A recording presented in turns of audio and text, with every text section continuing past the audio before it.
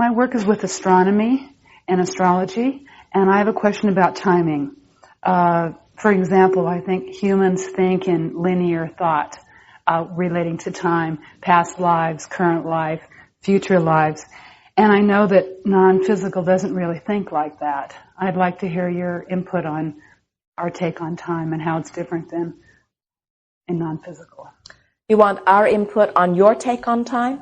Well, just clarity, I guess, on divine timing versus the time that we apply to things.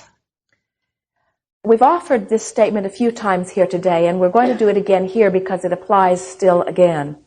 That timing, meaning the bursting forth of manifestation of something, is always about the relationship between desire and allowing. In other words, that's what timing always is. So even the timing of your birth was about the relationship of your desire and your allowing. You used a wonderful word as you talked about divine timing, because we would say every being, whether it is an ant or a human, who comes forth into this physical experience, comes forth in the perfection of divine timing, because from the non-physical perspective, there was intent that was clear and there was allowing that was pure. So every, without exception, being that came forth, even though after you get here you sometimes question the timing or the placement of your birth. I should not have been born to these people or to this place or to this community. It is always in perfect vibrational harmony with what you intended as you made the decision to come forth. And so the timing of the non-physical is not different from the timing of the physical, because everything is about the relationship between your desire and your belief.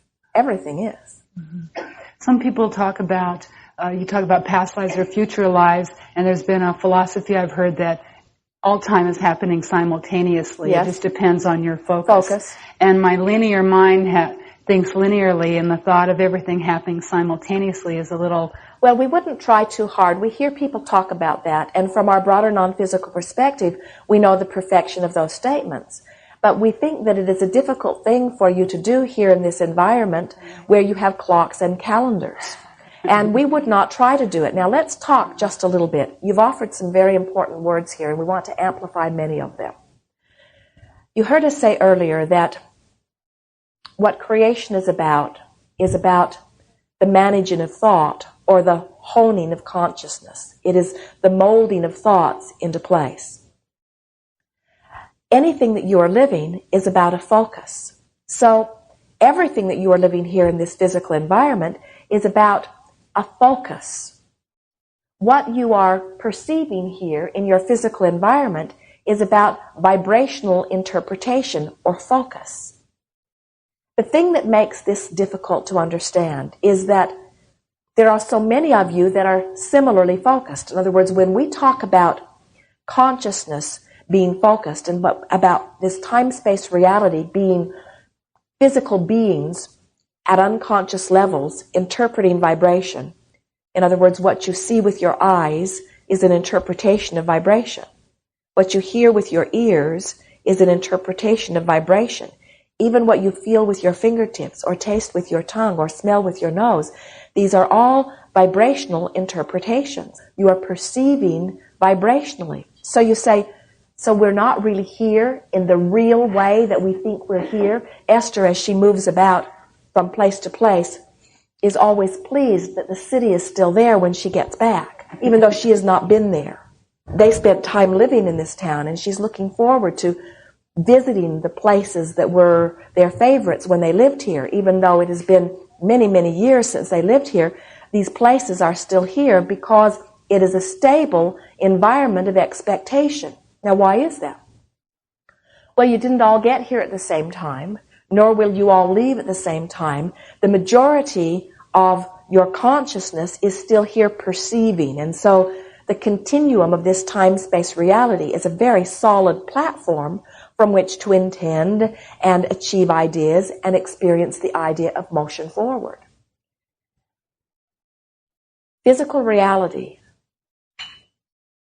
is the furthest extension of non-physical energy. In other words, it's finely tuned finely focused consciousness.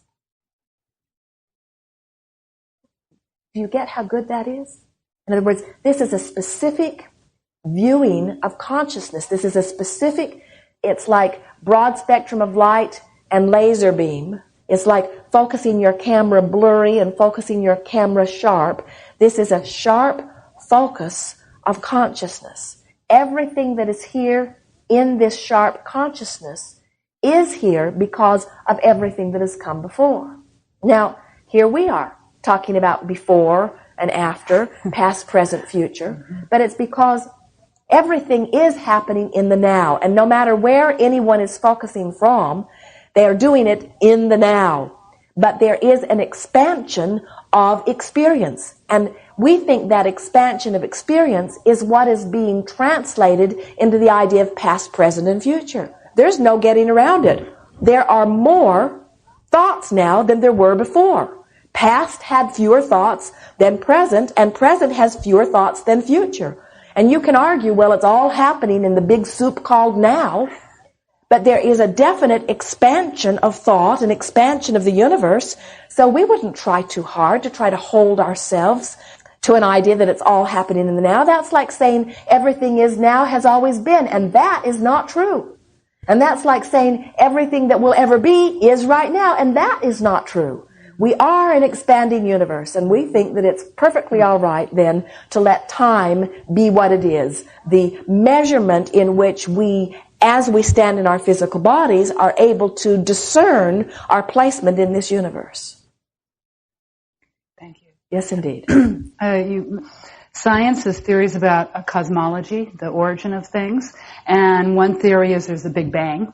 And there's a lot of controversy. They feel there's a there is a Big Bang, and there are a whole lot of little bangs. I was wondering, Big Bangs happen, if we're eternal beings, it's not just one Big Bang. There's Big Bangs that happen all the time. It's a multitude of little bangs that add up to a Big Bang. Right. Some scientists feel there's a Big Bang, and our looking at energy says that it's expanding. But some scientists say it's going to expand a Big Bang, and then there's a big crunch. No. And then you do never a big crunch. Big Bang, no big crunches. But you see, the Big Bang. Let's talk about the Big Bang, Little Bang thing.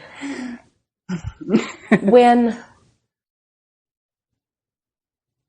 billions of people are having exposure to their experiences, similar in nature, which are causing rockets of desires to come out within them, and the universe is answering all of those desires, that is the motion forward. That feeling of the Big Bang only happens to those that aren't up to speed with the energy. In other words, when you are in vibrational harmony with source energy and you ask for something, non-physical energy flows through you, and it feels like the most natural next logical step. But when you have something that you really, really, really, really, really want that you don't believe, and you just goose up your wanting, goose up your wanting, goose up your wanting, goose up your wanting, but don't believe, and you get on that place where you just want it so much and you believe it a little less. In other words, your desire about it, your belief about it not happening is only a little bit less than your desire for it happening. So the universe yields it to you in the measurement that you are allowing it to happen. That is uncomfortable measurement. And as the world looks as a whole upon a mass consciousness that is summoning lots of energy, and the universal forces that are answering that energy, and the individual viewer that is watching is up to speed with the motion forward, then they don't feel any discomfort in the expansion. But if you're watching from a platform of not being up to speed with it, then it feels bigger and bigger.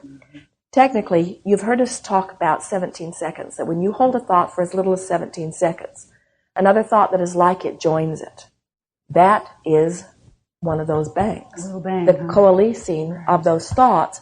There's an expulsion of energy that takes everything that's involved in that to a different level of vibrating. Now imagine a whole lot of people having that experience simultaneously. That's what that is. Some call it paradigm shifts. Some call it creation of new universes, but it doesn't matter what you're talking about. It is always the same process.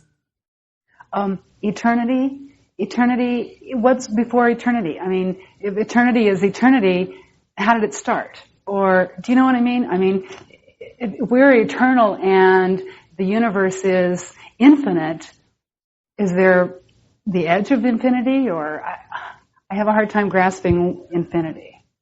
Or is that like time and not worry about it? Right? Well, that's the easy answer for sure. Don't worry about that. Okay. The easiest way to understand this, now we talked about the little bangs and the big bangs, which is a sort of almost platform from this. It's wonderful how your questions all dovetail together. Been inspired to some questions that lead to the answer for the next question. As you were talking about, is there an edge to eternity? Is there some point that we're going to fall off of it and we say, no, in fact, the ending of it is so close to the beginning of it? Whenever you're trying to understand anything that is as huge as all of the universe or as huge as all eternity, all you have to do is bring it back to something simple that you do understand and ask the questions and apply them, and then you can understand the whole, because everything that's true of the whole is true of the individual. And so let's talk about the baby who is born and has scanty experience here in this environment, who little by little achieves exposure to data that causes conclusions of desire, that causes a summoning of life force through. And then, let's say that this baby grows to an adult that either has picked up things of resistance along his way or just has exposed himself to enough of his environment that he can't find new things to think about. And so he withdraws his attention from this physical experience and reemerges into the broader non-physical. So you would say, in essence, he has begun and he has ended. It seems that he has fallen off the end of something, but he didn't fall off the end of anything. Instead, he reemerged to the fuller aspect of who he was that existed before that beginning and certainly exists after that ending. Sort of getting a sense of what... So the answer to all my questions are the same thing, really. I mean, we only have one answer. It's amazing we talk on and on so much. Okay. All right. I think I... And so what it comes down to is, in my powerful now, I am a consciousness that has choices in that which I'm exposed to.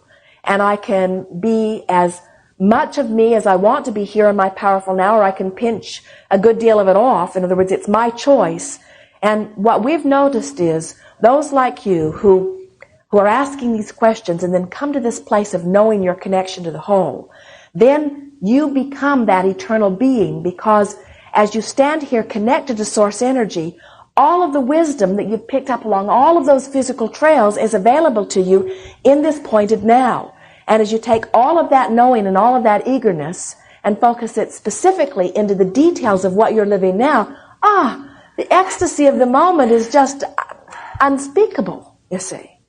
And so then you say, well, where was my beginning? And we say, who knows? Who cares? Right? Who knows whether it's my aunt that's pouring through me, or who knows what this joyous source is? What difference does it make whether we call it Jesus or Buddha or Aunt Betty, or who cares what it is? It is an eternal energy that has been called lots of different things. The only thing that matters is, what am I doing with it now? How am I focusing it now? Yes. Thank you so much. Indeed. Indeed.